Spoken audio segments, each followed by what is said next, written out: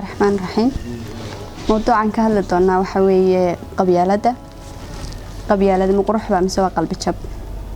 waxaan isla taagi doonaa daqiiqado kooban qabyaaladuna wax wanaagsan baa maxay yihiin qabiilkii qabyaaladuna isku mid baa saddex qodob baynu kala qaadi doonaa markaa haddii aan eegno qabiilka iyo qabyaalada qabiilka waa mid kitaabkeenuba sheegay oo leeyahay hal isku barto hal isku ogaado oo ah sumad iyo baadisooc mid u ah dadku si ay isugu gartaan xooluhu sidii u kala duwan yihiin ay ari iyo geel iyo lo u kala leeyihiin ayay dadkuna u kala leeyihiin in isku qayb iyo isku hayb iyo isku isra sababtaas buu qabiilku sumad iyo baadisooc u yahay laakiin qabiilka marka laga yimaado waxa jirta arrin kale oo iyaduna Soomaalida in badan ay isticmaasho oo ah qabyaalada Soomaalidu kaliya ma aha Afrikaanka oo dhan ba isticmaala laakiin Soomaalidu way ku sii awood badan tahay oo way ku sii xoog badan tahay Soomaalidii hore si bay u taqaanay qabyaalada Soomaalidan dambana si kale u taqaana Soomaalidii hore si nadiif ah u taqaanay oo iyagu waxay ahaayeen dad qabiilka aqoon u leh iyo qabyaalada labadaba laakiin inaga waxaynu soo gaadhay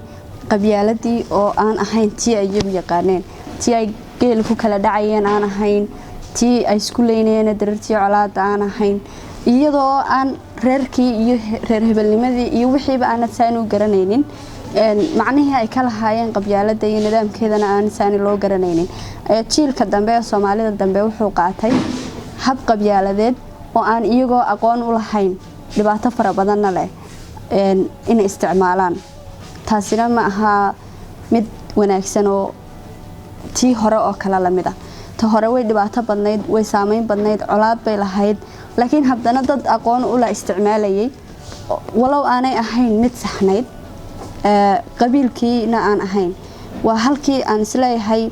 baadisooc inta lagaga tagay waa israaysi iyo iskooxaysi reereed uu ka bilaabmay laakiin iyagu aqoon bay u lahaayeen kuwan aqoon ma laha qodobka labaad aan u gudbay waxa weeye qabyaaladu laba qof xaq bay ku kala kaxaysaa laban xaq darey ku midaysaa markaynu eegayno laba qof oo ilmaadeera ama isku hayb sheeganaya oo aan isku ujeedo iyo isku mabaadi iyo isku wanaag u soconin ay isu keentaa waxa isu keenaya aniga in adeerkaaya qofkan aad wanaag ku wada socoteen aniga kaaga dhow tolka baan ahay wax noocaas ay ku midayeen laakiin labada xaq ku wada socda waxa weeye laba saaxiibtinimo isu keentay aan reerkooda garanaynin laakiin ujeedo nadiif ah oo saxan u wada socda labada saaxiibka ah ayaa shaydaan la iraahdo qabyaaladii intuu soo dhax galo oo mid kale oo xaq darro u socda xaq darradii ay raacaysaa marka laba qofna xaq bay ku kala kaxaysaa laban xaq darro isku raacaysaa suugaan badan bay leedahay Soomaalidu oo qabyaalada kaga hadlaysay xajiray maxamed xaashi dhamac gaariye uf qabiilka ana leh oo ka hadlaya qabiilka iyo qabyaaladan kala faaleynay ahayd baadisooc iyo isirka Soomaalida qabyaalad iyo qabiilka iskaga qasan waxa uu jawaabay Ibrahim Gallo lahaa gaariyo ma isho uf qabiilka aad tiri haduu adiga ku uray dadka uu sadaa jira uu sheegayo dadkan labada xaq mideeyay intii ka soo kaxeeyaan isu keenaya labada xaq darrada midaysay suugaan badan baa jira timacado kale dugsi mala qabyaalada waxay dumisay mooyaan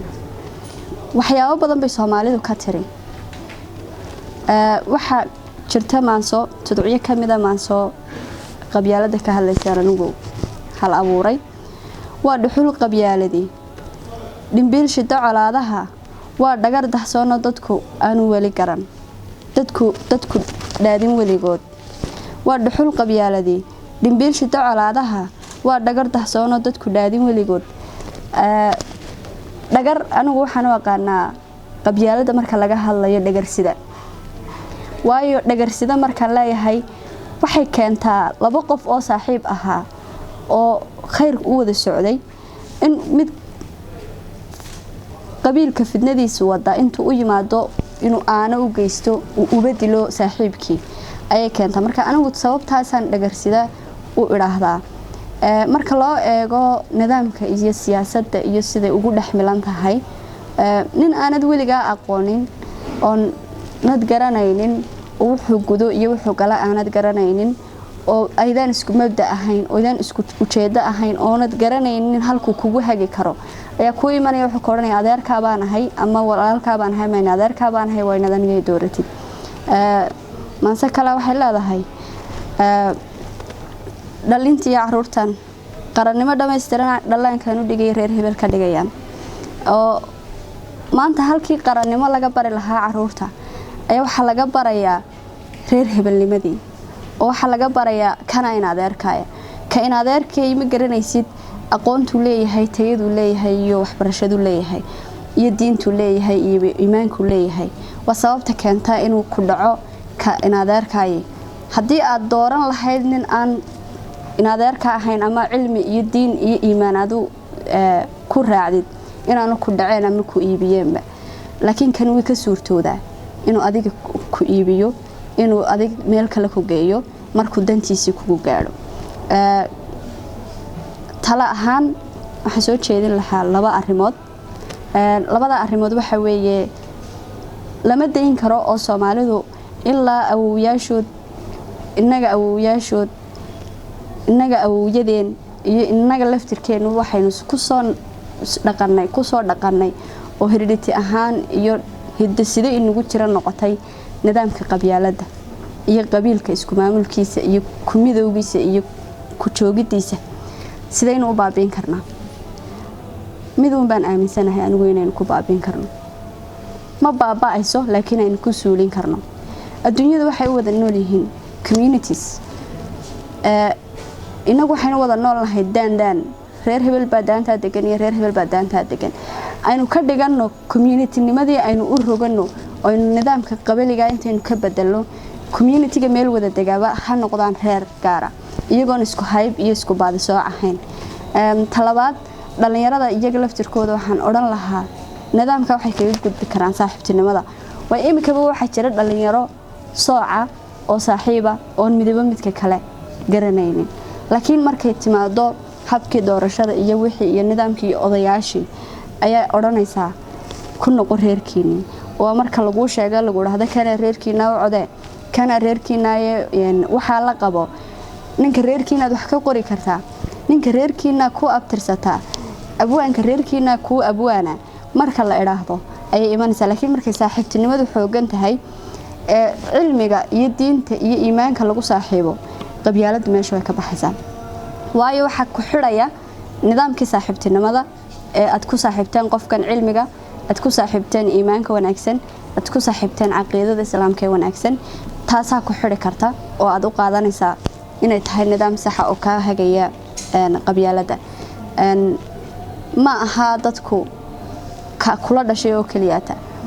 saaxiibtinimadu waxay aad uga xoogan tahay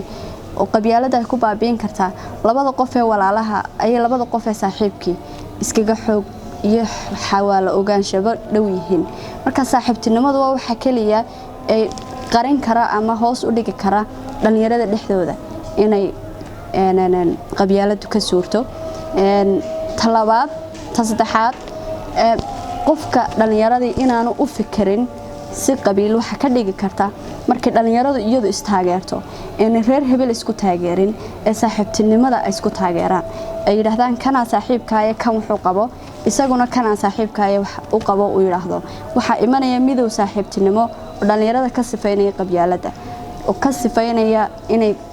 reer iyo oday wuxuu waday ku noqdaan iyagu salaadiin hayso noqdaan iyagu abwaan hayso noqdaan iyagu qoraaya hayso noqdaan iyagu tafatirayaal hayso noqdaan